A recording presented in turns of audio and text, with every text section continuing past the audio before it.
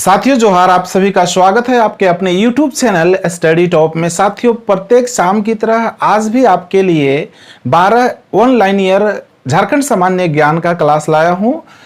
तो चलिए बढ़ते हैं आज के क्लास का पहला क्वेश्चन की ओर। पहला क्वेश्चन है साथियों, राज्य की सबसे प्रदूषित नदी कौन सी है? राज्य की मीन्स झारखंड राज्य की सबसे प्रदूषित नदी कौन सी है? तो आंसर है साथियों दामोदर। दामोदर नदी झारखंड की सबसे प्रदूषित नदी है। याद रखेंगे साथियों, दामोदर नदी छोटा नागपुर पठार से निकलती है, यानी कि दामोदर नदी का उद्गम स्थल जो है छोटा नागपुर पठार है।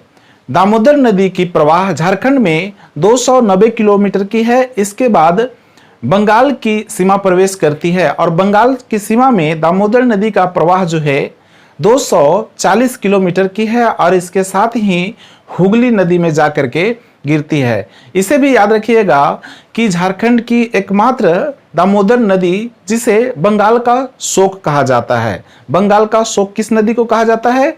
दामोदर नदी को। याद रखिएगा। अगला प्रश्न है, पशुओं के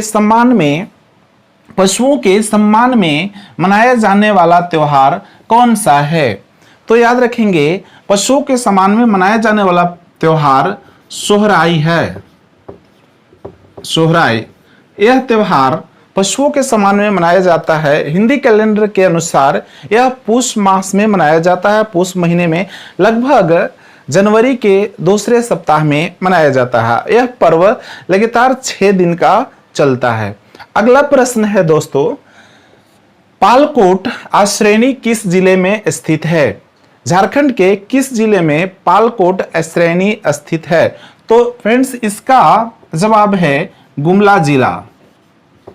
गुमला जिला, झारखंड के गुमला जिला में पालकोट आश्रेणी है।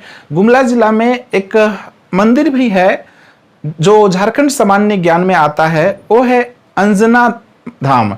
अंजना धाम जो मंदिर है वो हनुमान जी के समर्पित है। अगला प्रश्न है, स्वर्णरेखा नदी परियोजना की शुरुआत कब हुई? स्वर्णरेखा नदी परियोजना की शुरुआत कब हुई? तो दोस्तों याद रखेंगे, इस परियोजना की शुरुआत 1982-83 ईस्वी में हुआ था। यह भी याद रखेंगे कि स्वर्णरेखा नदी जो है रांची से करीब 15 किलोमीटर दक्षिण पश्चिम में स्थित जो नगड़ी जगह है और नगड़ी के रानी चुआ एक स्थान है। नगड़ी के रानी चुआ और वहां से स्वर्णरेखा नदी निकलती है। चलिए अगला प्रश्न बढ़ते हैं। अगला प्रश्न है, 1857 ईस्वी का विद्रोह सर्वप्रथम देश के किस जिले से शुरू हुआ था? सवाल केवल झारखंड की नहीं है, बल्कि यहाँ पे कह रहा है कि देश के किस जिले से शुरू हुआ था 1857 का विद्रोह? तो याद रखेंगे, इसका जवाब है मेरठ। मेरठ जो है उत्तर प्रदेश में एक जिला है, शहर है, वहां से शुरू हुआ था मेरठ से ना। तो याद रखेंगे 1857 की विद्रोह इतिहास में सिपाही विद्रोह के नाम से जाना जाता है। आप इतिहास में मंगल पांडे का नाम अवश्य सुने होंगे। मंगल पांडे जो ब्रिटिश सरकार में सैनिक थे, चूंकि ब्रिटिश सरकार में बहुत से भारतीय जो थे वो अपनी आजीविका चलाने के लिए सर्विस लिए थे, नौकरी लिए थे, सैनिक में बहाल थे। तो ब्रिटिश सरकार ने भड़काने के लिए एक नीति अपनाया कि अपने सैनिक को जो कारतूस देता था उसमें एक कहा जाता है कि सुअर का चर्बी और गाय का चर्बी यूज किया जाता था, बनाने में लगाया जाता था उसमें, और कारतूस को यूज करने से पहले उसे दांत से निचोड़ा जाता था और सैनिक को ऐसा करना पड़ता था जिसमें कि कुछ मुस्लिम भी थे और कुछ ब्राह्मण हिंदू भी थे, जिससे इस बात के लिए उन लोगों को नफरत हुआ और इसका विद्रोह हुआ। यह भी कहा जाता है कि 1857 का जो विद्रोह है वो भारतीय स्वतंत्रता संग्राम का पहला विद्रोह है, वहीं से श्री गणेश हुआ था। चलिए अगले प्रश्न की ओर बढ़ते हैं। अगला प्रश्न है, बौद्धकालीन भद्रकाली मंदिर कहाँ स्थित है? बौद्धकालीन भद्रकाली मंदिर कहाँ स्थित है? तो इसका आंसर है चतरा। ये चतरा जिला के एक इटखोरी ब्लॉक है। इटखोरी ब्लॉक के अंतर्गत ही जो भद्रकाली मंदिर है स्थित है। और ये बौद्धकालीन है और इसे मगध सम्राट महेंद्र पाल ने बनवाया था। महेंद्र पाल ने इसे बनवाया था। चलिए अगला प्रश्न है, जनसंख्या की दृष्टि से कौन सी जनजाति सर्वाधिक है? मतलब कि झारखंड में कौन सी ऐसी जनजाति हैं जो जनसंख्या की दृष्टि से सर्वाधिक हैं, ज्यादा निवास करते हैं? दोस्तों झारखंड में 32 तरह की जनजातियां हैं। जनजातियों की संख्या 32 है, याद रखेंगे। और उन 32 में से जो संथाल जनजाति है, कौन सा? इसका जवाब आएगा संथाल। तो संथाल जनजाति, संथाल परगना का नाम अवश्य सुना होगा आपने।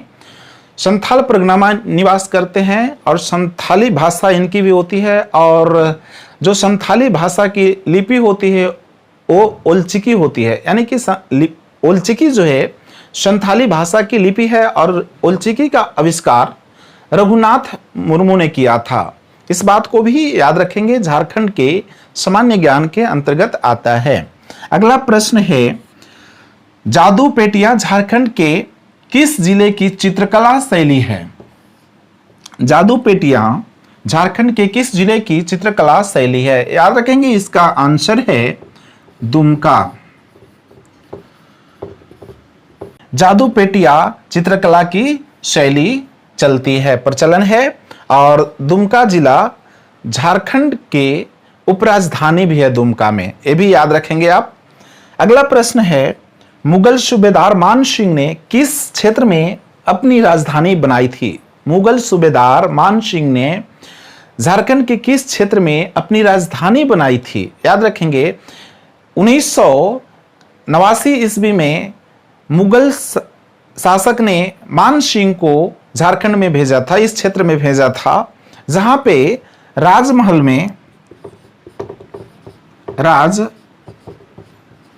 में अपनी राजधानी मान सिंह ने 1595-96 ईस्वी में बनाया था। वर्तमान में राजमहल को साहेबगंज के नाम से जाना जाता है। जो साहेबगंज जिला है ना, वो पहले प्राचीन काल में राजमहल के नाम से ही जाना जाता था। और ये भी याद रखेंगे दोस्तों कि साहेबगंज जिला झारखंड की एकमात्र जिला है जहां से होकर के और गंगा नदी गुजरती है। ये भी झारखंड के सामान्य ज्ञान में पूछे जाते हैं कि झारखंड की कौन सी जिला है जहां से होकर के गंगा नदी गुजरती है? तो इसका जवाब होगा साहेबगंज जिला।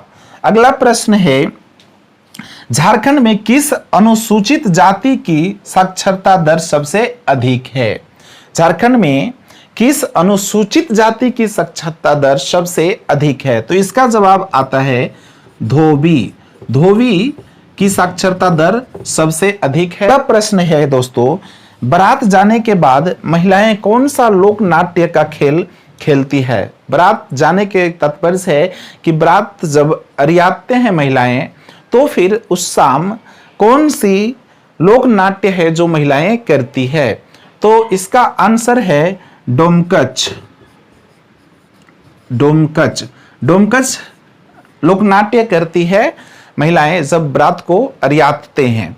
अगला प्रश्न है और लास्ट प्रश्न है, 1771 ईस्वी में संथाल जनजाति क्षेत्र में किसने जमींदारों और ब्रिटिश सरकार के विरुद्ध प्रथम विद्रोह का नेतृत्व किया था?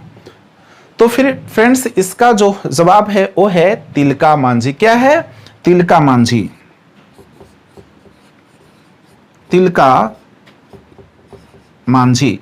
तिलका मांझी ने ब्रिटिश सरकार के विरुद्ध एक विद्रोह खड़ा किया था 1771 ईस्वी में।